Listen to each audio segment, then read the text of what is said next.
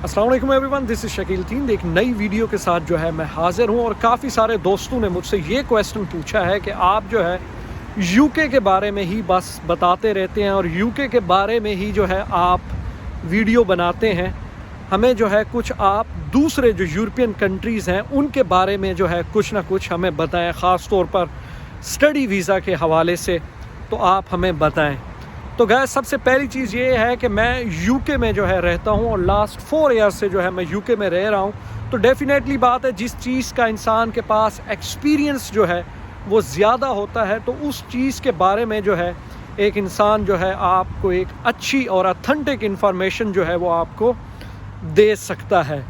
तो इसी वजह से जो है मैं ज़्यादातर यूके के बारे में, यूके की यूनिवर्सिटीज़ के बारे में और यूके के अंदर जो जॉब्स अपॉर्चुनिटीज़ हैं और इसके अलावा जो स्टूडेंट्स की लाइफ है उसके बारे में जो है मैं बताता रहता हूं। तो इस वीडियो में जो है मैं आपको बताने लगा हूं यूरोप के कुछ ऐसे कंट्रीज़ जहां पे जो है स्टडी फ्री है कंपेयर टू यूके। अगर आप वहां पे जाते हैं तो वो बहुत ही चीप ऑप्शन है आप लोगों के लिए।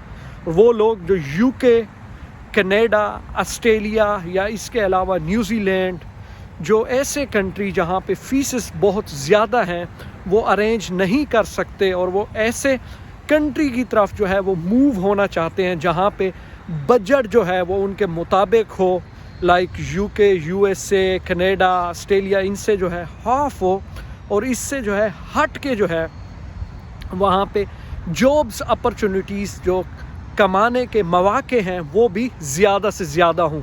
तो इस वीडियो में जो है मैं आपको बताऊँगा यूरोप के चंद एक ऐसे कंट्री कि जहाँ पे आप जाते हैं तो आप यूँ समझ लें आपकी जो स्टडी है वो फ्री है। ठीक हो गया।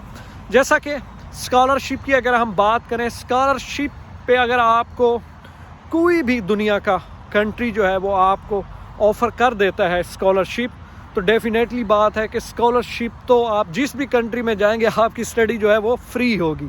तो ख़ास वो आप यूके में आएँ, यूएसए में जाएं या इसके अलावा यूरोप के किसी और कंट्री में जाएं, तो वहाँ अगर आप स्कॉलरशिप पे जाते हैं तो आपकी स्टडी फ्री होनी है। लेकिन हमने देखना ये है कि यूरोप के अंदर ऐसे कौन से कंट्री हैं जहाँ पे स्कॉलरशिप के जो मौके हैं वो हासिल करने के ज़्यादा से ज़्यादा जो हैं वो हूँ। तो मैं बात करूं अगर यूके की, अगर मैं यूके की फुली फंडेड स्कॉलरशिप की अगर गैस बात करूं तो यहाँ पे इतना ज़्यादा स्कॉलरशिप जो है यूके इंटरनेशनल स्टूडेंट्स को जो है वो ऑफ़र नहीं करता। और जो कुछ ये स्कॉलरशिप फुली फंडेड ऑफ़र भी करते हैं तो वो रिसर्च डिग्री के ऊपर या इसके अलावा जो है बहुत ही कम होते हैं, लेस होते हैं। तो वो किसी भी स्टूडेंट्स को अचीव करना या हासिल करना यूके का स्कॉलरशिप ये बहुत ही आप यूँ समझ लें कि टाइम देना पड़ता है और बहुत ही मेहनत करनी पड़ती है। इसके अगर कंपेयर अगर आप यूरोप के कुछ ऐसे कंट्री हैं जहाँ पे आप अप्लाई करते हैं, इटली जो है, जैसा कि आपको पता है इटली जो है काफ़ी ज़्यादा तादाद में जो है इंटरनेशनल स्टूडेंट को जो है स्कॉलरशिप ऑफ़र करता है। बट उसका सबसे बड़ा मसला ये आता है ख़ास तौर पर पाकिस्तानी स्टूडेंट्स के लिए या इंडियन स्टूडेंट्स के लिए कि इटली एम्बेसी की जो अपॉइंटमेंट है वो मिलना बहुत मुश्किल होती है। लेट्स सपोज़ आपको जनवरी इनटेक 2025 में एडमिशन मिल गया है, बट हो सकता है कि आपको जो अपॉइंटमेंट है वो आफ्टर 1 ईयर जो है वो मिले। तो ये एक हेडेक है। अदरवाइज़ जो है इटली जो है वो बहुत अच्छा ऑप्शन है यूरोप के अंदर फ्री स्टडी के मामले में, लाइक स्कॉलरशिप के ऊपर। और उसके साथ साथ अगर मैं बात करूं जर्मनी का भी आपको पता है काफ़ी ज़्यादा तादाद में जो है इंटरनेशनल स्टूडेंट्स को जो है वो स्कॉलरशिप जो है ऑफ़र करता है। बट उसका भी मसला यही है कि अपॉइंटमेंट मिलना जो है वो काफ़ी मुश्किल है पाकिस्तान में। और साथ साथ अगर मैं बात करूं जर्मनी की, वहाँ पे आपको जो है एक अकाउंट बनाना पड़ता है, बैरियर अकाउंट, जो कि जिस यूनिवर्सिटी में आपने एडमिशन लिया है तो वहाँ पे जो बैंक की ब्रांच है उस यूनिवर्सिटी के अंदर, वहाँ पे आपको जो है अपना अकाउंट जो है वो खुलवाना पड़ता है जर्मनी में।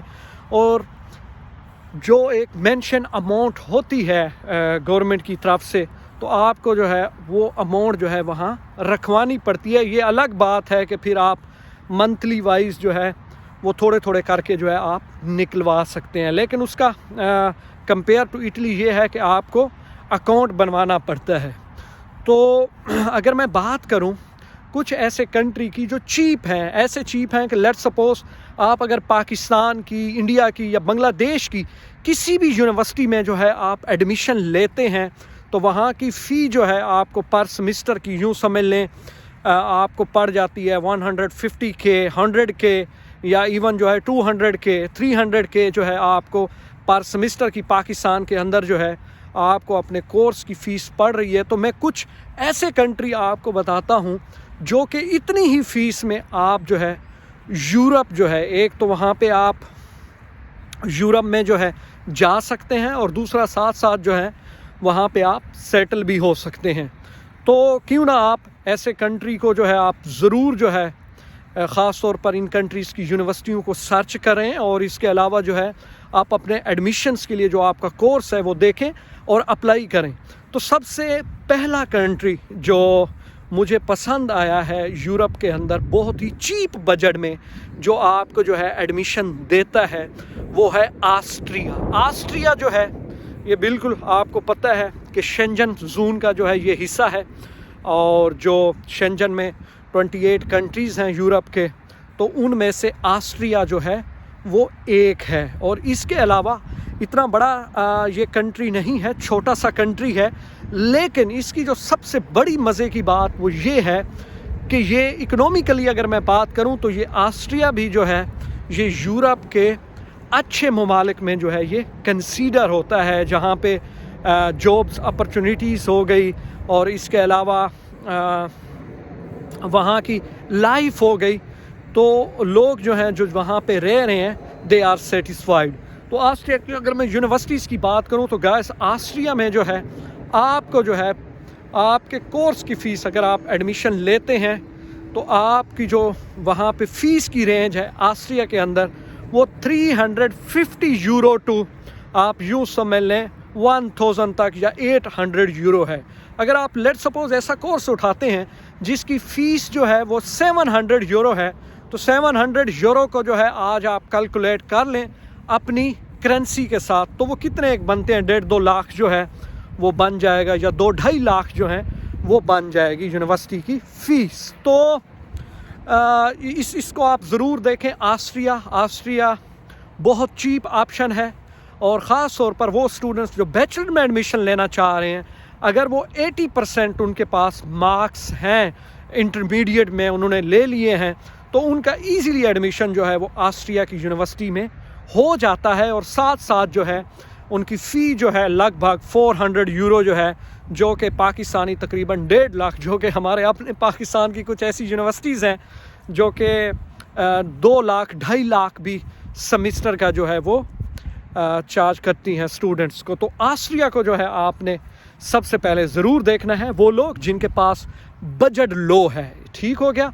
और दूसरे नंबर पे अगर ऑस्ट्रिया के बाद मैं बात करूं तो वो फ्रांस है। फ्रांस जो है ये भी एक चीप ऑप्शन है और बहुत ही ज़बरदस्त ऑप्शन है। अगर आप भी इससे फ्रांस की यूनिवर्सिटीज़ की फ़ीस देखें तो ये भी लगभग जो है अराउंड 700 यूरो टू जो है आपको मैक्सिमम जो है 2000 यूरो तक जो है फ्रांस की यूनिवर्सिटियाँ जो हैं आपको कोर्स मिल सकता है। और फ्रांस भी अच्छा है जॉब अपॉर्चुनिटीज़ के लिहाज से, और इसके अलावा जो है वहाँ पे जो लाइफ स्टाइल है वो भी बहुत अच्छा है, ज़बरदस्त है। ये भी शेंजन जोन का हिस्सा है, तो फ्रांस को जो है आपने ज़रूर देखना है।